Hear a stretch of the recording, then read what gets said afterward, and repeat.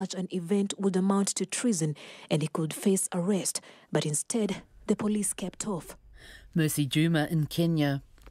Authorities in Iran are trying to crack down on a phenomenon sweeping social media, young women staging symbolic protests on the streets of the capital, Tehran, without their headscarves, an action which violates the country's strict laws forcing women to cover their hair.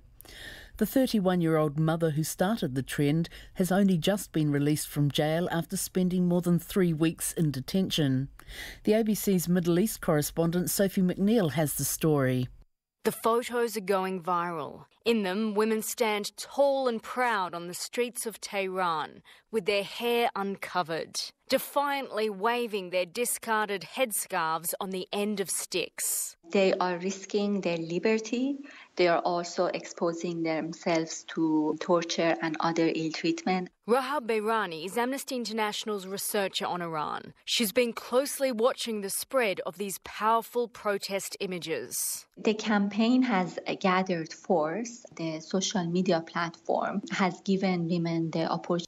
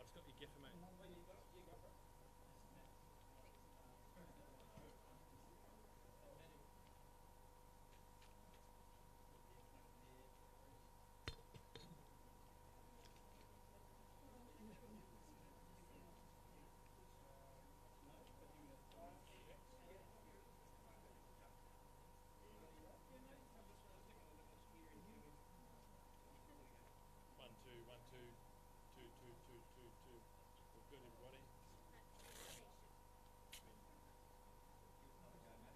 Hello, hello, 1, 2. This is me. All good? Everyone good? Hope I just do it, guys.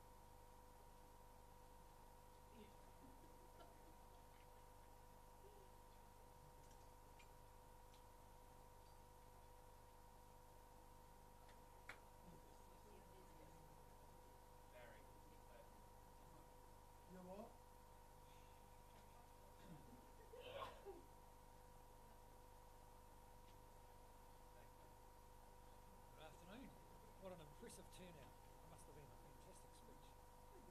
Hey, was it? So today, look, there's a couple of things out of the speech I want to mention. The first is just announcing that we're going to be running a campaign around Labour's industrial relations policies. They have avoided putting all of the parts of the policy together in any one place. So we see it as a useful role of opposition to bring together the bits of these proposed policies to help explain it to workers, so that they have the opportunity to influence what the government does. As I said, I believe this is a government that can be influenced and moderated, as they've shown with the exemptions and the 90-day, for keeping the 90-day trial periods for businesses under 20 employees. The Prime Minister has introduced the child poverty legislation yesterday. As I indicated, this is legislation that's really about symbolism and intent rather than actually doing anything. Any action relevant to it has already been taken, and over the next 4 or 5 years the new government has, by its own forecast, no money to be able to make any further inroads on child poverty. Alongside that, they have very unwisely, in our view, ditched the programs that were in place to deal with the complex social problems that lock people into long-term probation, and we intend to hold them to account for progress on those issues, even if they don't want to make any progress. Mr. English, do you have the confidence of your full caucus? Yes, I do. I've been involved in this caucus for a while, and leader since late last year, and I have to say I've enjoyed more support in the caucus and the party membership and their supporters than ever. Does the caucus have confidence in Paul Bennett and Stephen Joyce? Oh, I absolutely have confidence in them, certainly as far as I'm aware, the caucus does. Mr. English, do you commit to leading national into the 2020 election? Well, I'm performing sufficiently well as a leader that that's what they want. With respect, I ask, do you commit to leading national into the 2020 election? Well, as I said, and as indicated by the fact that you're all here today, the leadership of an opposition party, and we saw in the last opposition parties, is contingent on performance. So I commit to the performance that's going to maintain confidence in my leadership. So you've got no intention of maybe leaving between now and the next election? As I said, I commit to performing at the level that's going to maintain their confidence. Will you And there's every indication that that's the case. I mean, we've got an opposition that's performing well. It's holding its public support. We have supporters who expect us not to go on holiday just because there's a new government, but to hold that government to account. And that's what and I take some credit for the transition through from government into opposition. And the next week we're going to be talking about our plans for rolling through this year. MPs have told us that there has been some talk about the leadership, about that team at the top. What's your response to that? I'd be surprised if there's any political caucus where there isn't sometimes some talk about, who's next or who's third in line or who's fourth in line. I mean, these are ambitious people who want to change the way the world works and see politics as a way of doing that. So I wouldn't be at all surprised if there's some talk, but I'd have to say the conflation of that into some kind of threat to my leadership, I think, is ridiculous. Do you think there might be a threat though to Paul Bennett's leadership? Aren't you heard it's on the day of your big State of the Nation speech? Isn't there some significance in that? Oh, look, I wouldn't overread it. We're getting on with the job. I'm not going to be derailed by a bit of gossip. How much responsibility do you and the leadership team take for the failed coalition negotiation? And how much have you taken actually directly to your caucus? Well, we take responsibility. And I was the leader of a party that was in a position of being able to win, possibly being able to win government, and we didn't win government. So yeah, I'm responsible for that. That's been, I think, discussed pretty extensively in the National Party and the caucus. Interestingly, as a result of those discussions, around the time of the change in government, I've had stronger indications of support from my leadership than I can recall. What about Paul Bennett's deputy leadership? I don't think there's any issue there at all.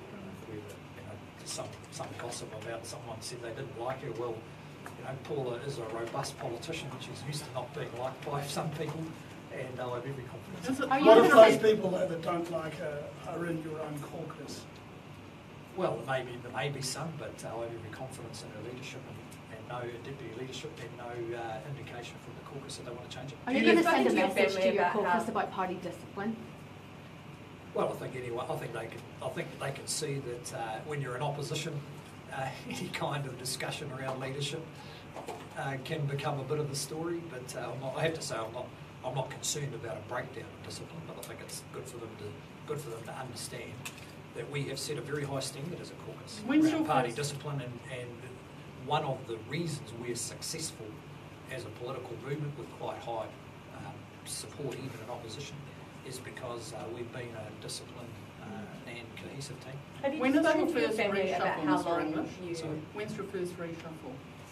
I haven't considered a reshuffle. We just had, as I think we talked about after when we went into opposition, I took a relatively conservative view of transitioning people from the ministers into areas where they have relevant expertise, and I think that's worked pretty well.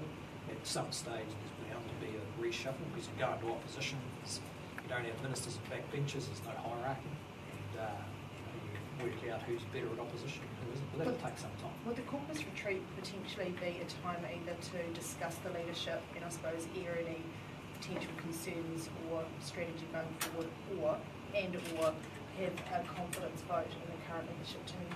No, I don't think there'll be any discussion about the leadership of the caucus. If anything, a bit of a burst of speculation like this is probably hardened up support, and I'd be very surprised if it was raised at all. We'll be spending time on working out how to hold to account a government that's made a number of early mistakes, shows every sign of losing momentum pretty quickly, and that's what we'll focus on. But would you be open to talking about the leadership if there is, some talk within the caucus? Is it better to actually get it out there and talk about it? Well, we can talk about leadership any time we like, but in the end it's about numbers, and we've got some pretty good numbers. 44% of the public voted for us in the election. We've got 56 seats in Parliament. We remain larger than Labour and New Zealand first put together, and we have every intention of maintaining those numbers. In your speech, you said that that industry bodies and unions could bypass employers to negotiate collective agreements. Surely that can't be right. Well, it's a question you have to ask the government. I mean, this is one of the problems here is that if you read the few statements they've made at face value, they're proposing what could be potentially quite radical changes. So one of the functions we want to perform is to help explain to people what it could look like. Now, the government, because it's unwilling to explain the scope of its policy fully in a way that everyone can understand, is leaving a vacuum. But we don't want to make sure. We want to make sure it's not too late by the time people do understand it. So alongside workers and businesses and employers and employees, we'd all want to know what the government's actual version of it is. You have some statements in the manifesto, you have a list of stuff put out the other day, some of which looks harmless, but when you add it together, we construct the scenario that I talked about. And Amy Adams, do you see yourself as a potential successor to Bill English? Well, look, Bill English is a remarkable leader, and I've got absolutely zero interest in a change of leader or in the leadership team. I think what Bill has done for New Zealand and for the party is a truly remarkable record, and we're very lucky to have him, and there's no desire that I'm aware of that there's any change for that. In the future, though, could you lead the National Party? Oh, look, who knows where the future goes, but what I'm saying is I want Bill English to continue to lead us for a long time yet. And do you share the same confidence in Paula Bennett? Absolutely. The leadership team of this party have done a remarkable job. The result in the election, I think, is a very strong one. We're incredibly strong as a caucus, and as Bill said, we're focused on getting on with holding the government to account. Has anyone within the caucus spoken to you about leadership in English? I have no knowledge of any moves to have change of leadership or the leadership team. I think, frankly, the speculation in the paper is just that. Yeah, Mr. English, where exactly in the caucus do you think this gossip, as you call it, is coming from? Do you have any idea? No, I don't really. It doesn't bother me too much, to be frank. I mean, it'd be better if people have issues they want to raise, well, they can raise them. But as Amy will attest, we have plenty of opportunity, which a lot of people are taking actually in our caucus meetings to think through all the things that will be on people's minds. The result of the election, the fact that we're out of government, what we could have done, what we need to do next, focus on 2020. So all this stuff. This is a caucus which runs with we run a pretty open culture of people saying what they like. How many of your MPs are going to cross the floor? Be down to ambitious people within your caucus? Who do you think is the most ambitious person within your caucus? What I said was, as a group of politicians, I'd be surprised if the prospects for promotion and maybe leadership aren't thought about and discussed by someone somewhere pretty much every day. That's how politics works. I know it never happens in the media, but it certainly happens in politics. How many of your MPs are going to cross the floor for the cannabis reform legislation that's for debate? How many of your MPs are going to cross the floor for Chloe's Swarbrick's bill? I don't know. I think we'll just have to see. As I said yesterday, my guess is it'll be fewer than a handful. But I'm not tracking them. They will, if someone wants to vote for it, then they will, and I expect that they will have some kind of some pretty deep motivation for doing it. And I know one or two who are pretty strongly motivated, particularly about the issue the issue that's come up is one which will have to be discussed in the context of the government bill, which I expect is going to proceed, and maybe the Greens bill won't. But if the government bill proceeds, there's going to be this big issue about whether some kind of medicinal marijuana would be available to people who aren't terminally ill but are trying to manage pain. Are you going to cross the floor? Some MPs are pretty exercised about it. Are you going to cross the floor? Well, you have to wait and see. You haven't made up your mind yet? Mr. English, was there any disquiet within caucus about your decision to essentially whip that vote when there was a conscience vote? Well, we had a discussion in caucus and came to a position about it, and there may have been some disquiet, but in the end it's a decision that the leader makes, and I think it reflected our tradition in the National Party where we don't compel people to vote against their strongly held views. So we haven't called it a conscience vote because traditionally we don't. Drug issues are usually a matter of party policy.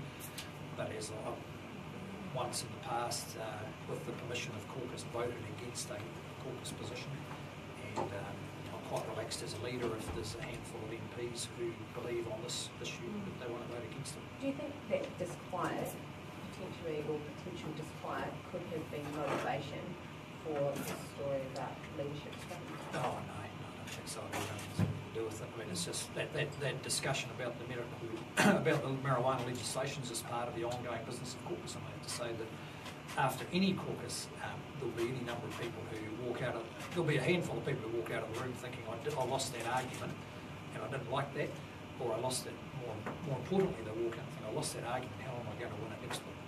It's the nature of collective decision making that on any given day you'll find someone who has a reason to be a bit unhappy. What's the criteria for you giving someone dispensations across the floor? What do they have to prove to you? Oh, it's just a judgment call about how strongly people feel about an issue and the nature of that issue. Is the guarantee that they won't be punished for it? Oh, absolutely. Yeah. I mean, this is the test. Really, is a test of integrity. So a caucus doesn't mind a national, and I've seen this over the years. They don't mind someone voting against the caucus position, provided it's done with integrity. If they think it's done just for branding or positioning, then they're less likely to want to allow it to happen.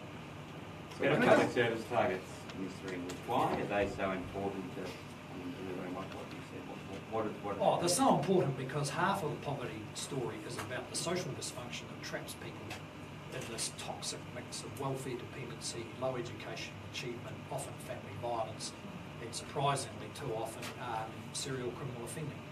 And you have to address that directly. You know, the government's created this legislation where the only action will be writing a plan and some measurement that turns up in 2 or 3 years' time. When today there are communities and families that desperately need the kind of intensive, coordinated public service that can change their lives. Yes, and those targets, we're locking that into the system. And thousands of public servants actually were seeing that work and were participating, including community organisations. And the government's gone and different. Can I ask you, this is your State of the Nation address, why is Amy Adams with you and not Paula Bennett? Oh, because we're talking about industrial relations.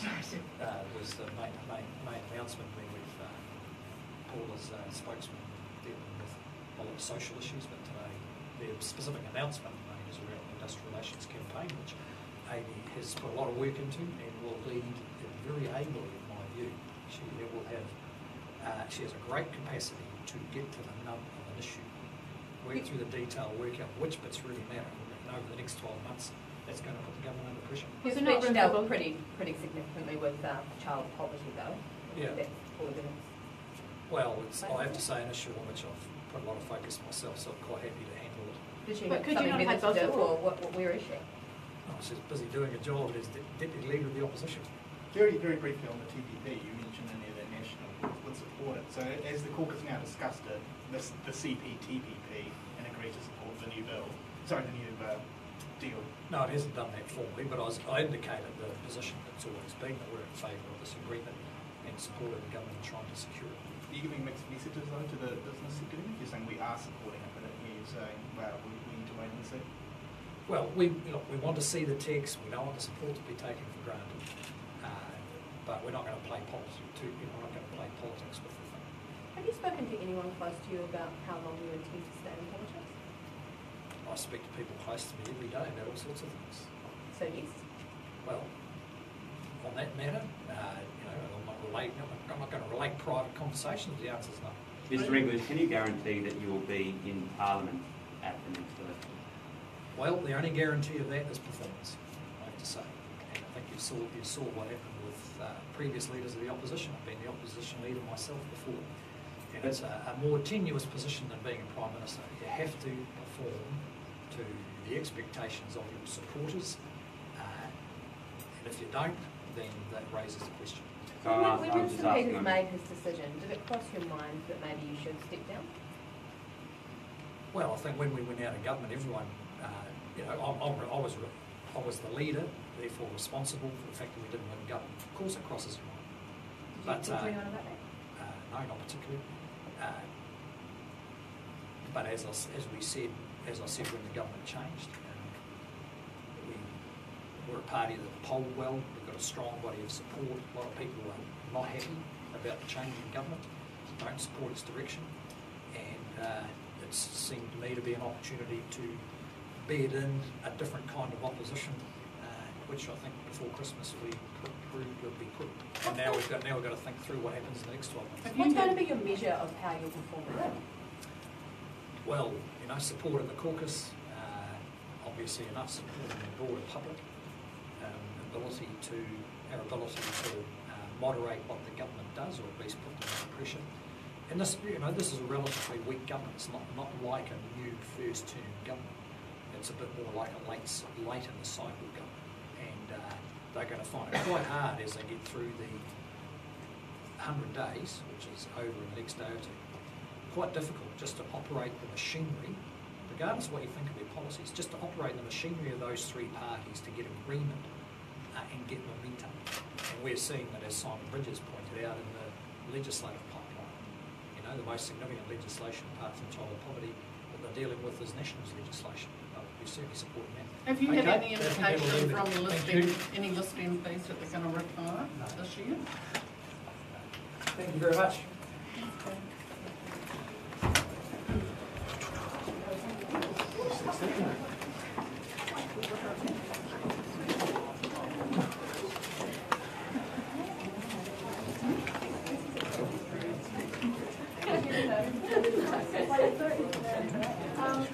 Feet hurt.